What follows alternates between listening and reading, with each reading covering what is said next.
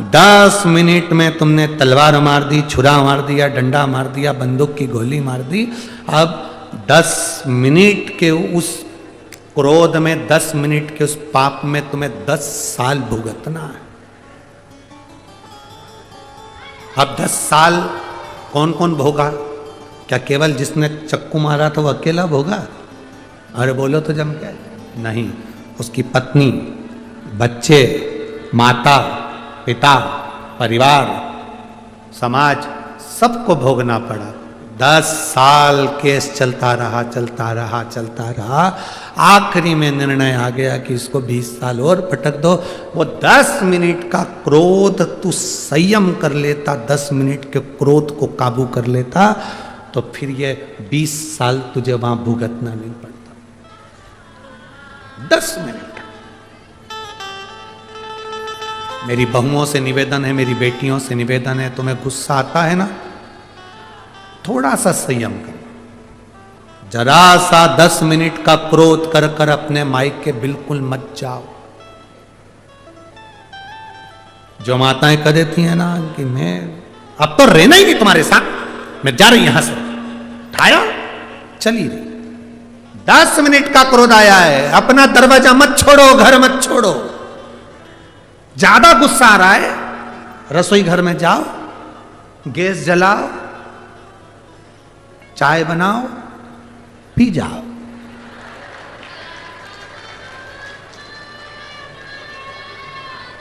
सादी चाय बिल्कुल मत पीना, गुस्से में नुकसान करती है।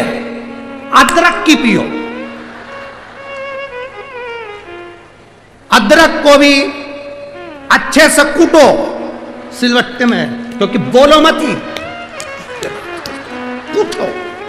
अपना पूरा गुस्सा अदरक पे निकाल दो और फिर उसको रस रस करके चाय में उकाल दो, बस। और चुपचाप फ्रिज के पास में बैठ के अपने को मायके नहीं जाना। घर के लोग कितना भी कह जा तेरे बाप के घर के, तो नहीं जाऊंगी, यही दाल मूंग की दलूंगी, नहीं जा। मठरी बनाओ, चकली बनाओ, गुजिया बनाओ, जितना ज्यादा गुस्सा आए उतना ज्यादा खाओ, पर मायके मत जाओ, बिल्कुल मत जाओ। वो कितना ही के जा तेरे बाप के घर, नहीं जाऊंगी। क्यों नहीं जाएगी? मठरी बनाऊंगी, नहीं जाओ। रसोई घर में जाओ, मैदा निकालो, मेथी पीस के डालो, खूब उसमें लपक लपक के, ऐसा लगना चाहिए कि तुम्हारा गुस्सा पूरा आटे पर निकल रहा है। काम वो करो, या तो चाय या फिर मठरी, ये 2 चीज अच्छी तुम्हारे को बल दे देगी। बोलो मत ही, पूरा गुस्सा उस आटे पर निकाल दो। मठरी भी इतनी जोरदार बनेगी कि आज तक ऐसा न्यूज सुना जो आज हो सुना, जो आज बनाया नहीं, ऐसा नहीं। आज जोरदार नहीं जाना क्रोध में आकर। अब यहाँ देवराज नाम का ब्राह्मण चोरी का धन लेकर पहुंच गया शंकर जी के मंदिर में। कोई कहे कि चोरी का धन लेकर गया था, उसको शिव मंदिर में जाना ही नहीं था। चोरी का धन लेकर कोई शंकर मंदिर जाता है? हम कहते हैं शिव महापुराण की कथा में देवराज का चरित्र लिखा है, किसी अच्छे के घर का धन अच्छी जगह ले जाता है और किसी अच्छे के घर का भोजन अच्छी जगह ले जाता है। तुमको अच्छी जगह तक लेकर गए, अच्छी जगह। शिव महापुराण की कथा कहती है, आप अगर कहीं जा भी नहीं सकते तो शिव तत्व कहता है कि अपने घर में बैठकर भगवान शंकर की अविरल भक्ति को धारण करो। जितना आप शिव को याद करोगे उतना उतना आपकी जिंदगी का दुख कटेगा। शिव महापुराण में कथा आती है कि माता सती यज्ञ की अग्नि में कूद कर अपने प्राणों को त्याग दिया। अब माता सती जब यज्ञ की अग्नि में कूद कर अपने प्राणों को त्याग दी, और माता सती प्राणों को त्यागने के बाद भगवान शिव ने जब देखा कि माता सती के प्राण जा रहे हैं, पर सती ने बहुत बड़ी गलती कर दी। ये सती ने जो गलती करी, संसार का कोई व्यक्ति ऐसी गलती ना करे जो सती कर गई, जो माता सती ने करा है। क्या गलती सती ने करी? सती ने सबसे बड़ी गलती माता सती ने करी कि यज्ञ की अग्नि में सती कूद गई। हमारा सनातन धर्म कहता है कोई यज्ञ हो रहा हो, कोई अनुष्ठान हो रहा हो, कोई कथा हो रही हो, कोई प्रवचन हो रहे हो, कोई धर्म का आयोजन हो रहा हो, कोई धार्मिक आयोजन हो रहा हो, बन सके तो उसमें प्रयास करना कि अपने हाथ को आगे बढ़ाकर उस यज्ञ को पूर्ण कराने का प्रयास करना, अपना टांग अपना पांव उसमें मत अड़ाना, नहीं तो सती जल जैसे जलकर भस्म होना पड़ सकता है। माता सती ने एक गलती कर दी कि यज्ञ के कुंड में माता सती चली।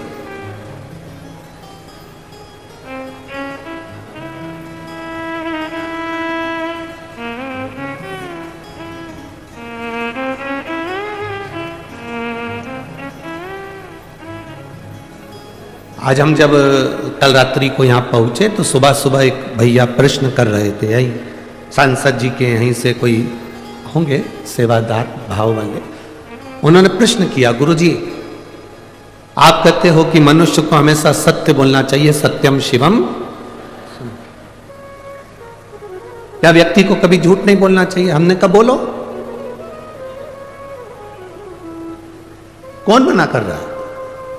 पर झूठ बोलने के लिए भी एक जगह है, झूठ बोलने के लिए भी एक स्थान है। जब कोई गाय कसाई के हाथ में आ जाए, कटने जा रही हो, तब झूठ बोल दो कि ये गाय मेरी है और तू अब भी छोड़।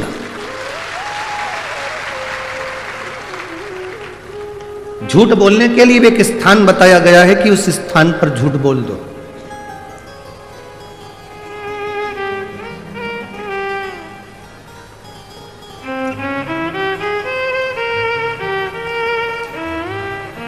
मां अपने बच्चे को जब डराती है, अपने बच्चे को कुछ कहती है तो एकदम डराते डराते कह देती है बाऊ आ जाएगा। बच्चे को भय हो जाता, डर जाता, बच्चे में भय उत्पन्न हो जाता है कि बाऊ आएगा।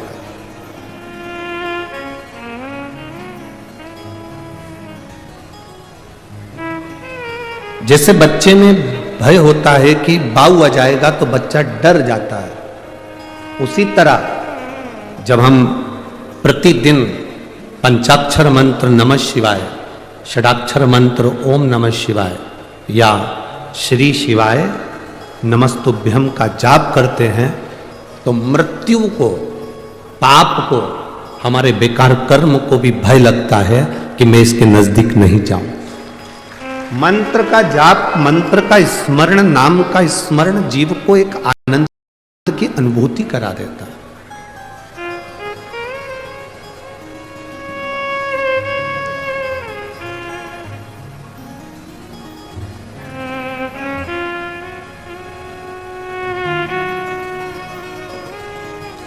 एक आनंद की अनुभूति कराने वाला होता है। महाराज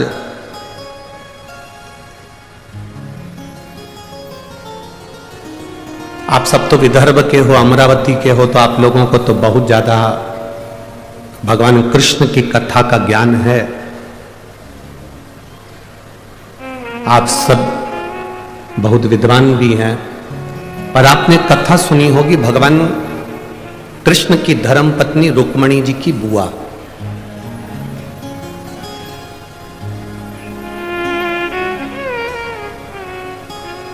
माता रुक्मणी की एक बुआ थी जिनका नाम इंदुमती था। क्या नाम था? जम के बोलो जरा। इंदुमती। ये रुक्मणी जी की बुआ है, भगवान कृष्ण की बुआ सास है इंदुमती। विदर्भराज भीष्मक की बहन है इंदुमती।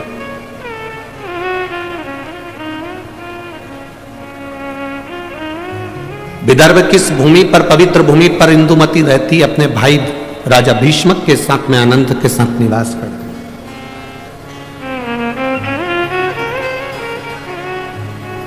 माता इंदुमती का एक संकल्प सबसे प्रबल था। उस संकल्प के चक्कर में जितने इस विदर्भ में कोई द्रोही भी अगर अंदर प्रवेश करने की सोचता था तो इंदुमती को देखकर भय खा जाता था, इंदुमती को देखकर उसको भय लगने लगता था। जब किसी का संकल्प बड़ा पक्का होता है, जब किसी का संकल्प बड़ा प्रबल होता है तो द्रोही भी डरता है, दुश्मन भी डरता है। अगर आपका संकल्प पक्का है तो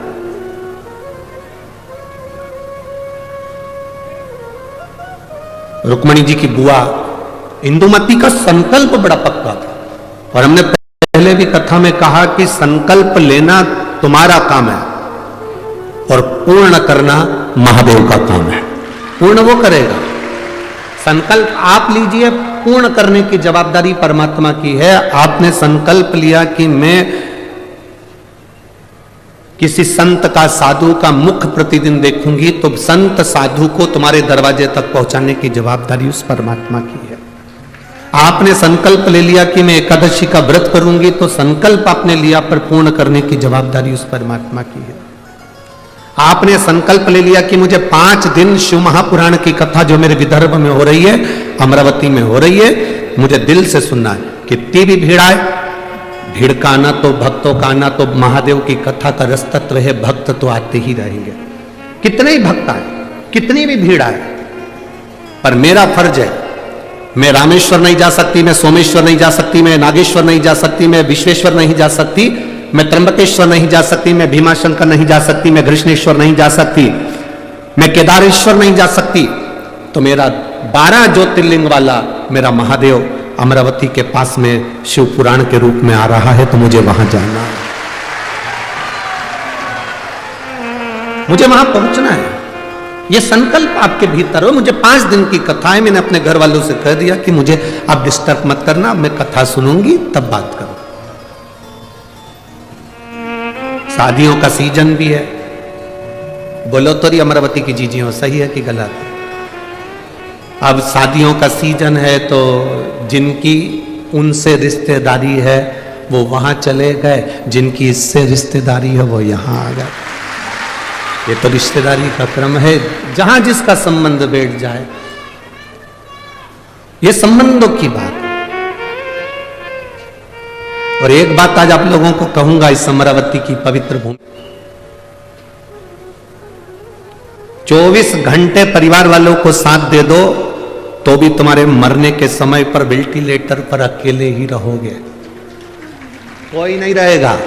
24 घंटे पति पत्नी, परिवार, नाते रिश्ते, बेटा बहू, कुटुंब, कबीला, भाई बंधु, सखा, किसी को भी 24 घंटा दे दो, और वो 24 घंटा तुमने जिसको दिया, तुम्हारी दुख की घड़ी में जिसको तुमने 24 घंटा दिया, वो 24 घंटा साथ रहने वाला तुम्हारे पास में नहीं होगा।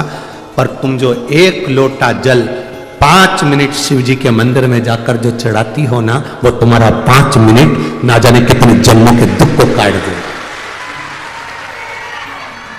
केवल 5 मिनट बोल बम का नारा है, सारी समस्या का हल। वो 1 लोटा जल तुम्हारा जो शिव को तुम समर्पित कर रहे हो, शिव मंदिर तक जा रहे हो, शंकर की चौखट तक जा रहे हो, शंकर को 1 लोटा जल चढ़ा रहे हो, वो तुम्हारा संकल्प पूरा करना उसकी जवाबदारी। आप सब विदर्भ के निवासी हो, आपको भगवान कृष्ण की, रुक्मणी जी की और उनके पूरे परिवार की पूरी कथा मालूम होगी, हम जानते हैं। आप सब विद्वान हो, आप सबको मालूम होगा कि विदर्भ राज भीष्म की कथा क्या है। पर इस व्यासपीठ पर हम इतना सा वर्णन करेंगे कि विदर्भ राज भीष्म की बहन इंदुमती का जो संकल्प, उस संकल्प के आगे अच्छा योद्धा भी उसके सामने नहीं आता था।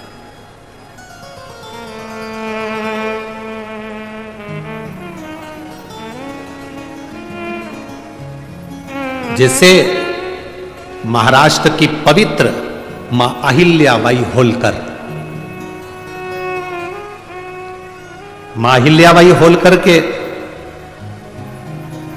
सामने जब चारों तरफ से आक्रमण हो गया, तो मां अहिल्याबाई होलकर ने देख लिया कि मेरी सेना कम है और विद्रोही ज्यादा।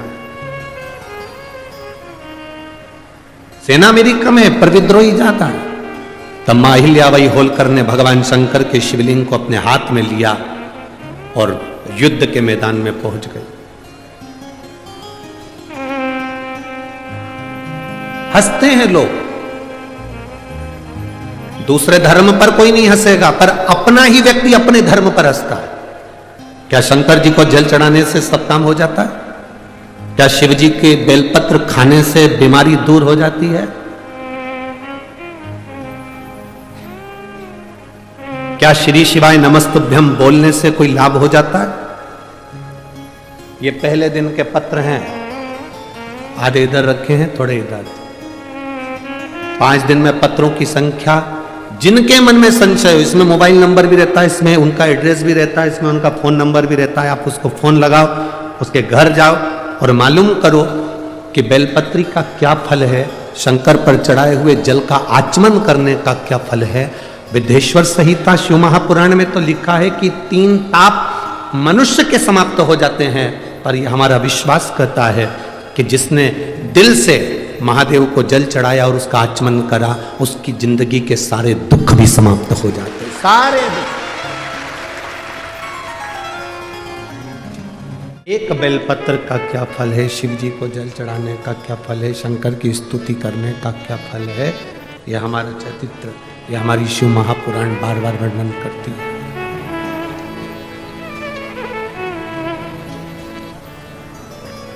इंदुमती माता रुक्मणी जी की बुआ, विदर्भराज भीष्म की बहन इंदुमती बड़ी प्रबल, उसका संकल्प बड़ा प्रबल था, बहुत प्रबल।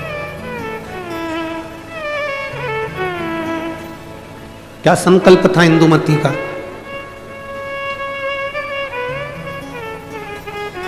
जिसका संकल्प प्रबल होता है, उस संकल्प को पूर्ण करना महादेव का काम होता है, और जो संकल्प लेता है वो भी भटकता नहीं है।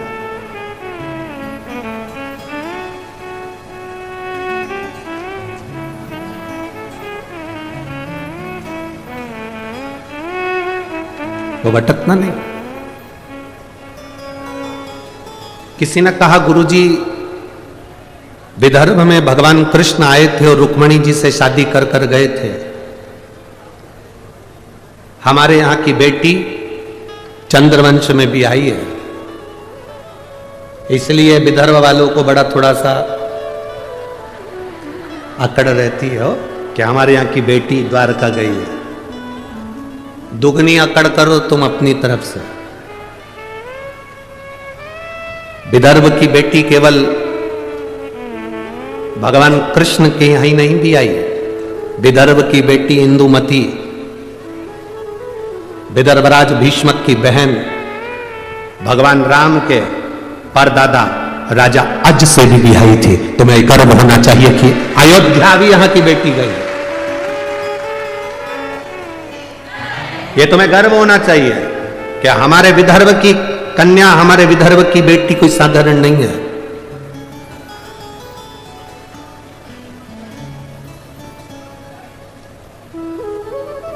विदर्भ की बेटियां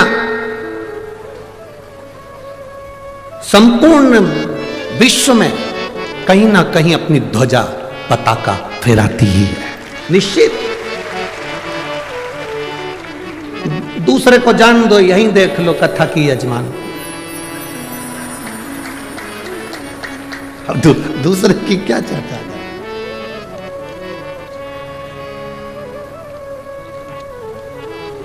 श्रीमती नवनीत जी राणा जी को देख लो, सांसद जी को, ये भी तो विदर्भ की बेटी है। दूसरी जगह कहां जाए, यही देख लो।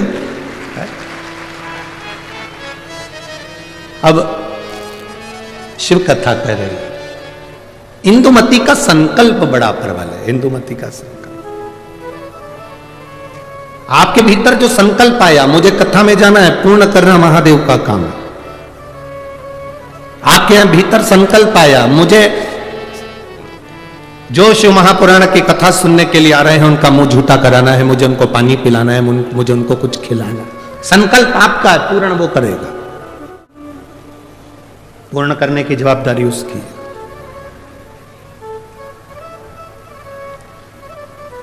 आप केवल संकल्प ले सकते हो, पर पूर्ण वही करता है। और जब वो पूर्ण करता है तो कुछ ना कुछ सुख जरूर देता है। एक व्यक्ति ने एक गुरुजी जा रहे थे, गुरुजी ने एक व्यक्ति से कहा, तू इतना विद्वान होने के बाद तूने जिंदगी में कोई संकल्प नहीं लिया, कोई संकल्प ले।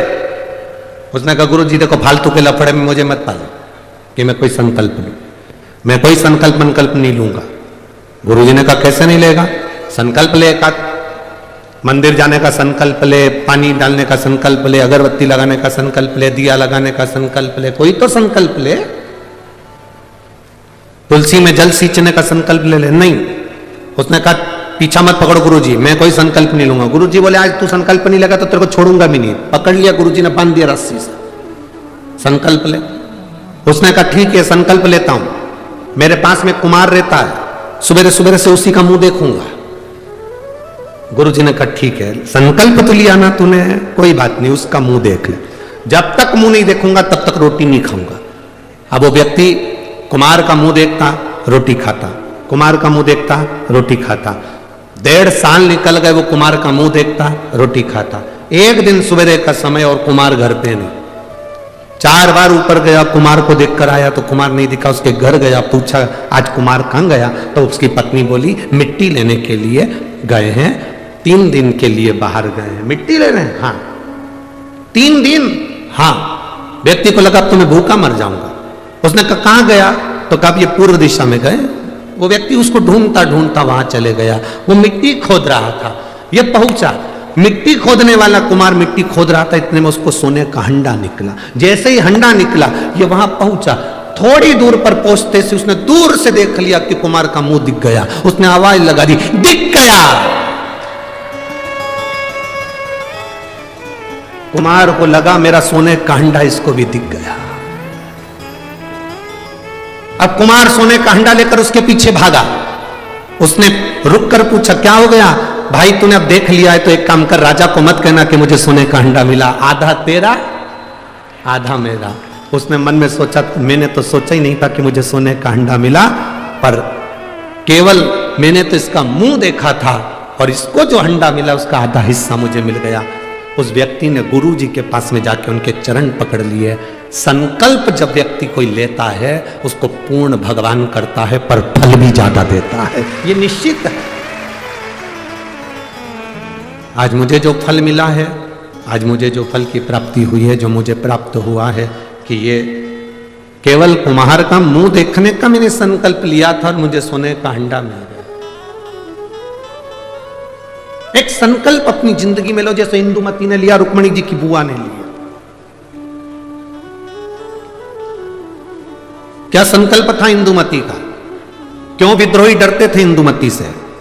क्यों विदर्भराज राजा भीष्म के ऊपर बार बार आक्रमण नहीं होता था जब तक इंदुमती थी? रुक्मणी जी की बुआ जब तक इस भूमि पर थी तब तक आक्रमण नहीं हो पाया। आखिर इंदुमती में ऐसा क्या था? वो कौन सा संकल्प था इंदुमती का? केवल एक संकल्प इंदुमती का बड़ा प्रबल था। जहां एकांत में इंदुमती बैठती थी, जहां एकांत में इंदुमती बैठती थी, वहां पार्थिव शिवलिंग का निर्माण करती थी, उसका पूजन करती थी, और उस पार्थिव शिवलिंग का निर्माण कर कर पूजन कर कर उस शिवलिंग को विसर्जन करने जाती थी। जब तक वो विसर्जन करती थी तब तक मुख में जल भी नहीं लेती थी और केवल शिव नाम का जाप किया करती थी, केवल शिव। इतना संकल्प प्रबल था कि जब वो जाती थी और कोई उसको बीच में अगर टोक दे, अपशब्द कह दे और वो निगाह उठाकर उसको देख ले तो उसके शरीर में आग लग जाती थी। इंदुमती का संकल्प इतना प्रबल था, इतना प्रबल संकल्प।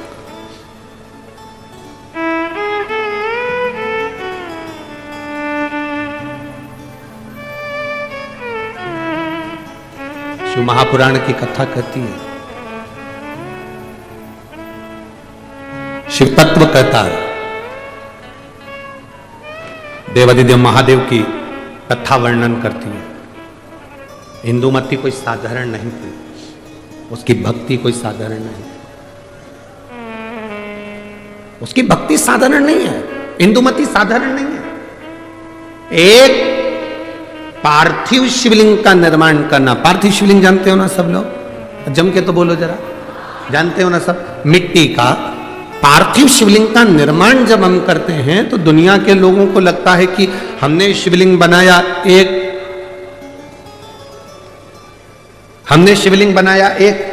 तो एक शिवलिंग के पूजन का फल मिल रहा है।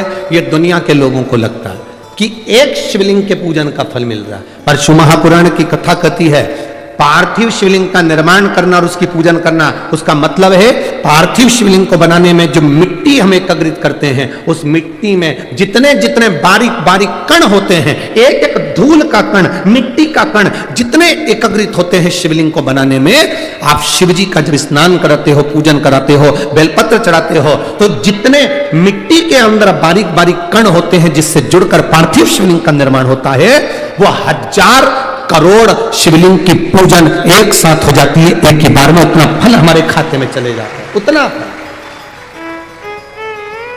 एक पार्थिव शिवलिंग का निर्माण करना मतलब लाखों शंकर भगवान के स्वरूप की पूजन करना, एक पार्थिव शिवलिंग का निर्माण।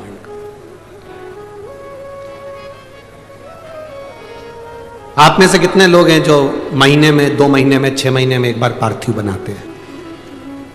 उठाओ जरा हाथ। एक आध बार पार्थिव बनाते हो? रखो।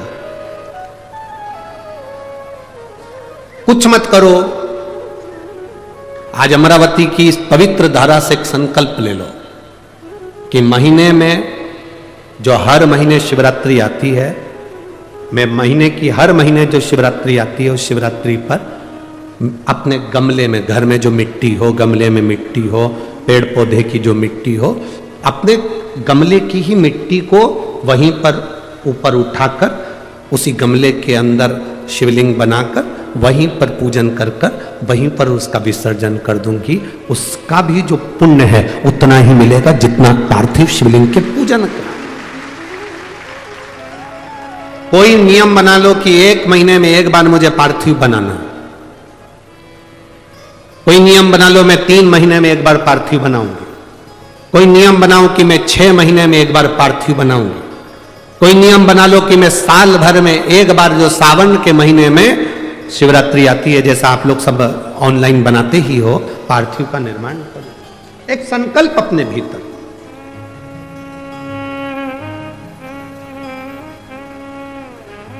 संकल्प का फल बाबा क्या देगा यह आपको बाद मालूम पड़ेगा। वो क्या देगा आपको वो बाद मालूम पड़ेगा।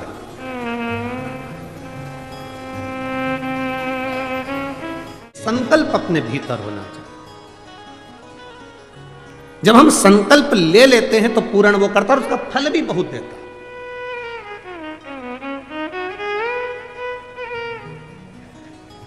अगर ये संकल्प नहीं ले सकते तो दूसरा संकल्प लो। महीने में एक बार बेलपत्री के वृक्ष के नीचे जाऊंगी और बेलपत्री के वृक्ष के नीचे जल चढ़ाकर आऊंगी, जिससे बेलपत्र के वृक्ष की छांव मेरे मस्तक पर पड़े। कहते हैं एक बेलपत्र के वृक्ष में 33 कोटि देवी देवताओं का निवास होता है। जब एक बेलपत्र के वृक्ष के नीचे हम जाते हैं तो ये समझ लें कि 33 कोटि देवी देवताओं की छत्र छाया में हम पहुंच गए। 33 कोटि देवी देवताओं की छत्र छाया में हम पहुंचे। ये भाव अपने भीतर प्रकट करो।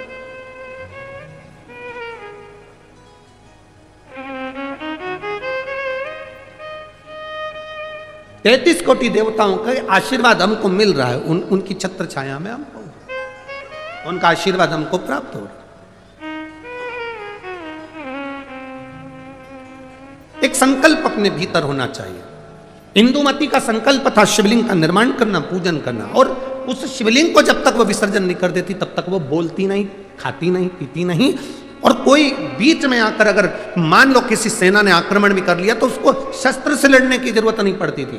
राजा भीष्मक, विदर्भराज भीष्मक शस्त्र लेकर आगे नहीं बढ़ता था। केवल इंदुमती का जो शिवलिंग का विसर्जन करने जाती थी इंदुमती, उसके नेत्र की ज्वाला इतनी प्रबल होती थी कि सामने जो सेना आती थी वो जलकर राख हो जाती थी, इसलिए कोई आक्रमण नहीं कर पाता था। इंदुमती का इतना इंदुमती के संकल्प का फल था। इतना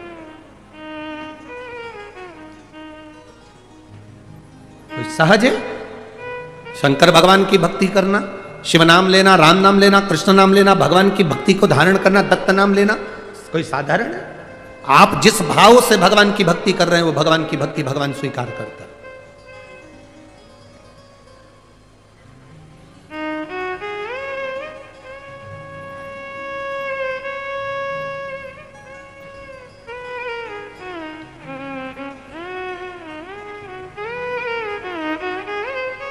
केवल मृत्यु लोक में बैठकर भगवान का नाम ले तक पहुंचना। आजकल के नवयुवक लड़के बहुत सारे प्रश्न करते हैं। नवयुवक लड़कों को जान दो, बहुत सारे ऐसे भी आते हैं मीडिया में भी कि ऐसे ऐसे प्रश्न करते हैं कि लगता है अपने को कि क्या प्रश्न करा। अभी यहाँ कथा थी धूलिया में, तो एक मीडिया वाले ने प्रश्न किया कि आप लोग सनातन धर्म की ध्वजा लेकर आगे चलते हो, कहते हो दिया लगाओ, अगरबत्ती लगाओ, भगवान की पूजन करो, मंदिर जाओ, एक लोटा जल चढ़ाओ, भगवान शंकर का नाम लो। क्या भगवान को मालूम पड़ता है किसने नाम लिया?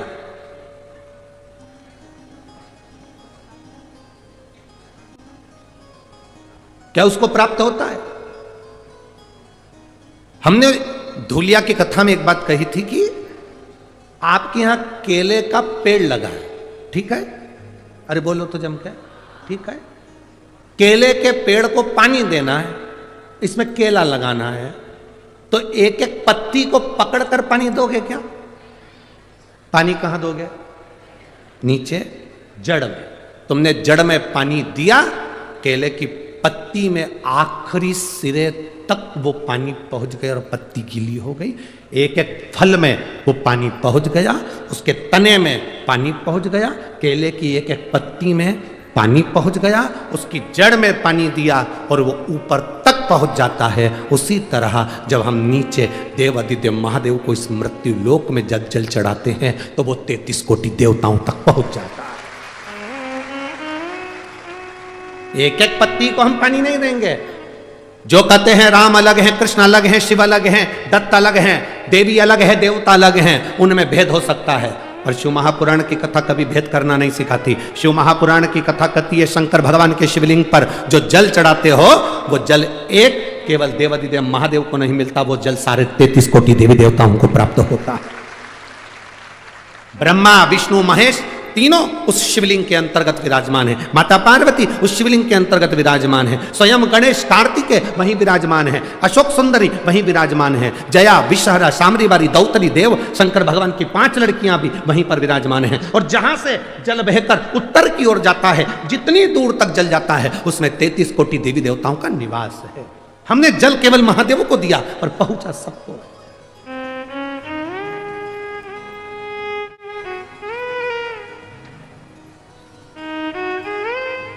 आप में से कितने लोग हैं जो शंकर जी को रोज 1 लोटा जल चढ़ाते हैं? उठाओ जरा हाथ। सभी हो? धर लो, वापिस धरो, वापिस धरो।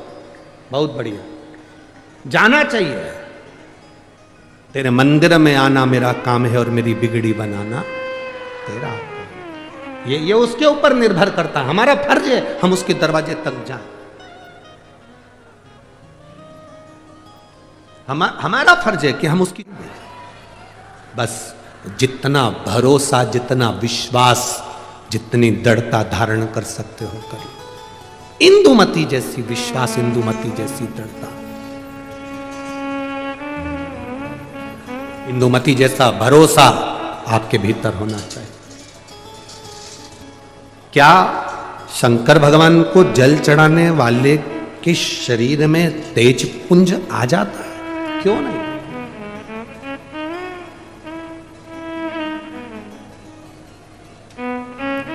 शंकर का मंदिर है क्या? शिव का मंदिर क्या है? शिवालय क्या है? भगवान शंकर के मंदिर में ये दरवाजे, ये ताले तो अब लगना चालू हुए। पहले शंकर जी का जो शिवलिंग होता था वो खुले में रखा होता था। कई बुजुर्ग माताएं यहां पर बैठी होंगी, बुजुर्ग भाई लोग बैठे होंगे, उनके स्मरण में होगा। तुम्हारे गांव में, खेड़े में, खेत में, जमीन पर ओटला बना होता था जिस पे शिवलिंग रखा होता था। मंदिर नहीं होता था, दरवाजे नहीं होते थे, खुला।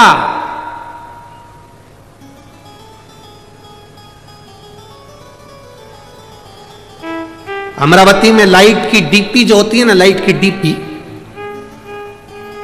देखी है ना? अरे बोलो तो जम के, देखा है ना? लाइट की जो डीपी होती है, हमारे इधर ऐसा नियम है कि लाइट की डीपी को बंद नहीं कर सकते, उसको पैक नहीं कर सकते, उसको खुला रखना पड़ता है।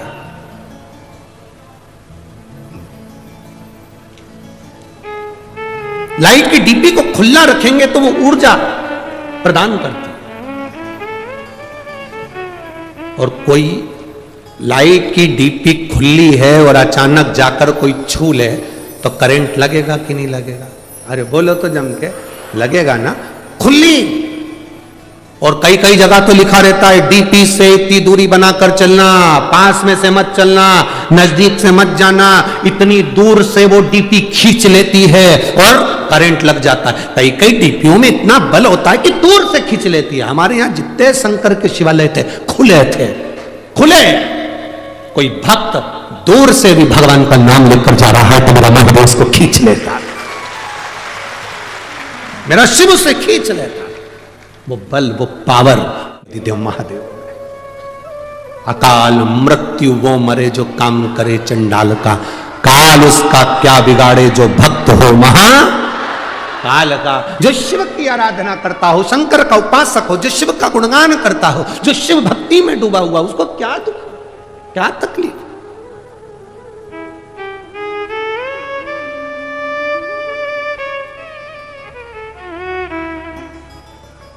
हनुमान जी की एक चौपाई हनुमान चालीसा की आप लोग स्मरण करते हैं।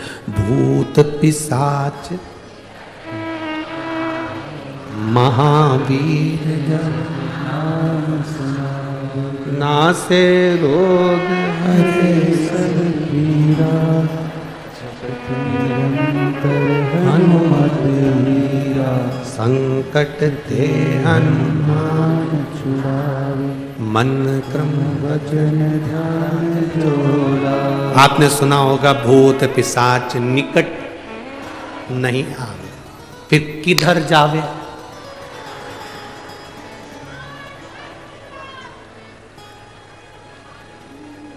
भूत पिशाच निकट। तुम कहते हो कि भूत पिशाच हमारे पास नहीं आए, बोलो री जी जियो। इंद्र कहता है भूत पिशाच मेरे पास नहीं आना चाहिए, भगवान विष्णु कहते हैं भूत पिशाच मेरे पास नहीं आना चाहिए, ब्रह्मा जी कहते हैं भूत पिशाच मेरे पास नहीं आना चाहिए, 33 कोटि देवता कहते हैं भूत पिशाच मेरे पास नहीं आना चाहिए। केवल एक महादेव, भूत पिशाच निकट में। शिव जी ये कैसे हैं? वो कहते हैं जिसको कहीं परमिशन नहीं उसको मेरा इन्विटेशन है, उसको मेरा इन्विटेशन है। केवल एक महादेव ऐसे हैं, मेरे पास आओ। राक्षस, असुर, गंधर्व, देवता, पितर जितने जितने हैं शंकर की आराधना में, प्रेत भी लगे, भूत भी लगे, पिशाच भी लगे। कारण शिव महापुराण में वर्णन मिलता, विद्धेश्वर संहिता में स्पष्ट कहा गया, जो